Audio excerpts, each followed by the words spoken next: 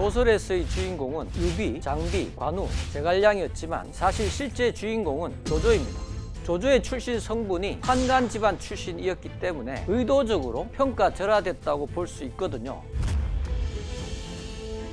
조조는 대단히 합리적이고 똑똑한 영웅이었습니다. 관우는 신격화된 부분이 많은데 사실 유아독전 스타일이거든요. 정사의 기록에 따르면 매우 오만방자했다는 겁니다.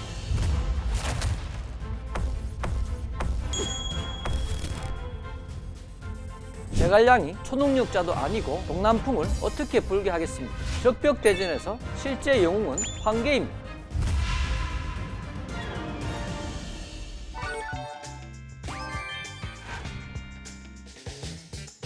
저는 정사로 보는 리얼 삼국지를 설명드리게 된 김시열입니다.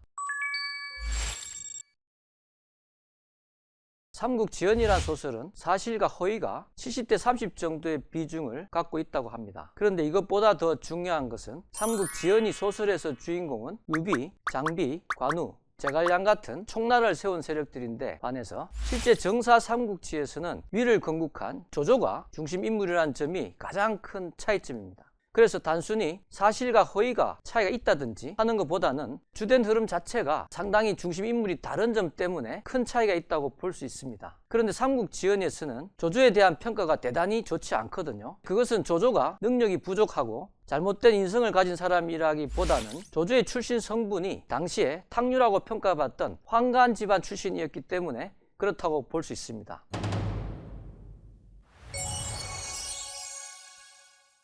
그런데 본격적으로 삼국지 이야기를 하기에 앞서 삼국지 시대 이전 배경을 조금 알고 시작하면 중앙정부가 왜 세력이 약해지고 지방군벌의 힘이 강력해져 후한 말부터 삼국지 시대가 도래하는지 이해가 편할 것 같습니다.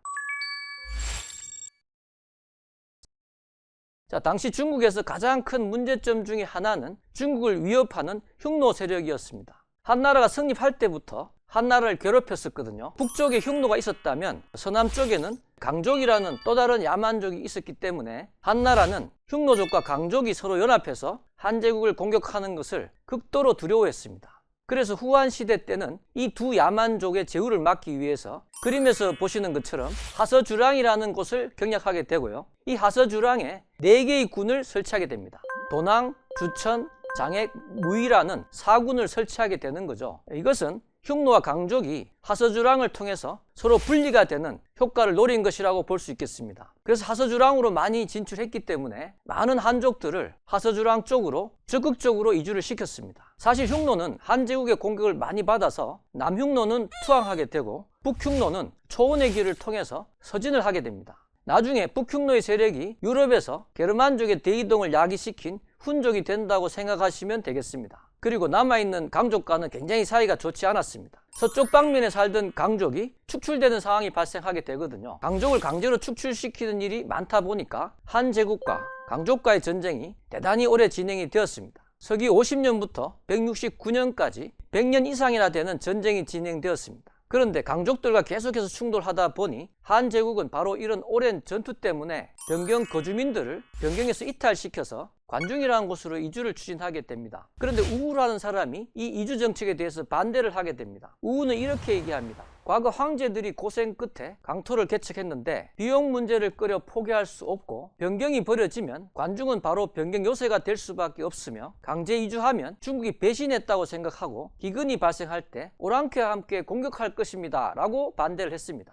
그런데 우우가 반대한 포인트가 뭐였냐 하면 강제 이주 정책을 하게 된다는 것은 변경에 살고 있던 사람들, 이 사람들의 기반을 다 포기시키고 새로운 곳으로 이주를 하게 되는데 새로운 곳에 이주했다 손 치더라도 그 사람들을 위해 생활 기반을 제대로 만들어주고 강제 이주를 하는 것은 아니니까 당연히 반발을 할 것이라는 점이었습니다. 이렇게 해서 변경 거주민들의 강제 이주 정책은 중국 정부 차원에서는 좌절되게 됩니다. 그럼에도 불구하고 강족의 계속되는 침입이 지속되다 보니까 지방관 차원에서 강제 이주 정책을 펼치게 되는 겁니다. 왜냐하면 대부분의 지방관들은 변경 지방에서 강족들과 전투를 할 수 있는 충분한 재력이나 군사력을 갖추지 못했기 때문에 자신들의 생명의 위협을 느낀 거죠. 그러니까 정부 명령이 없는데도 불구하고 지방관 차원에서 자신의 군과 편의 처소를 변경하면서 백성들도 그쪽으로 강제 이주를 진행하게 되는 겁니다. 그런데 백성들이 자신들의 거주지를 버리고 가려고 잘 하지 않거든요. 저항을 많이 하게 됩니다. 자, 그러니까 강제 이주를 하기 위해서는 들판의 곡식을 베어버리고 살고 있는 집을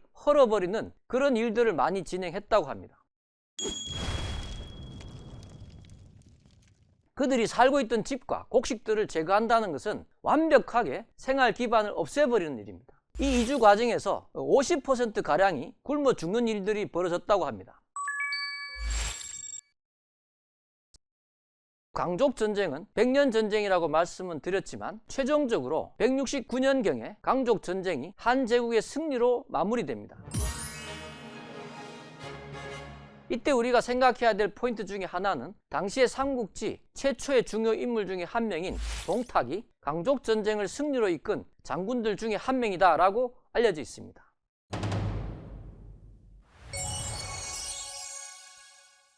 동탁의 승리가 상징적인 이유는 동탁이 이때 군사적 역량을 인정을 받아 후한 말기 중앙정치에 대단한 영향력을 미치게 되거든요. 오죽하면 왕을 제멋대로 폐위시키고 새로 옹립할 만큼 아주 막강한 권력이 됩니다. 그런데 그렇게 왕까지 마음대로 할 수 있는 큰 영향력을 미칠 수 있었던 것도 강족 전쟁에서 중요한 승리를 거두면서 자신의 세력을 강화한 군벌 출신이었기 때문에 가능한 일이었습니다. 실제로 당시의 후한 제국은 강족과의 오랜 전쟁으로 중앙정부는 점점 힘을 잃고 반대로 지방 군벌은 세력을 키우면서 지방 군벌들의 힘이 세졌거든요. 아무튼 이후 동탁의 이런 지나친 권력 행사 때문에 또 다른 군벌들이 반발에 나서면서 우리가 아는 삼국지 시대를 열게 되는 그런 배경을 만들게 된 거죠.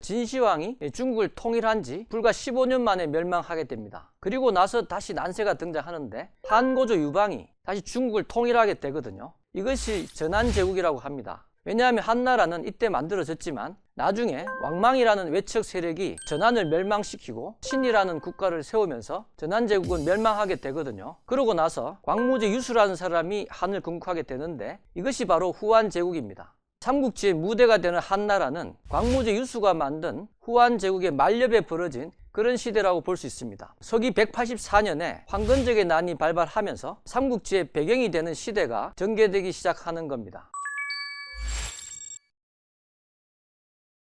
삼국지의 시기 구분을 해보면 1기, 2기, 3기로 나눌 수가 있는데요. 1기는 황건적의 난이 일어나고 관도전투가 진행될 때까지를 볼 수가 있고 천하의 형세가 결정된 시기였다고 생각합니다. 그리고 삼국지 시기 구분에서 2기는 바로 관도전투부터 8년 후에 208년이죠. 적벽전투까지 기간입니다. 적벽전투를 통해서 오나라와 촉이 연합해서 북쪽의 위나라를 격퇴한 전투이기 때문에 이때부터 삼국 정립의 시대가 시작되었다고 생각할 수 있겠습니다. 그리고 삼국지 시기 3기는 삼국 정립 이후부터 서진에 의한 오나라 멸망이 이루어지는 280년까지입니다. 오의 멸망으로 삼국시대가 마감을 하거든요. 이렇게 해서 크게 세 시기로 구분할 수가 있습니다.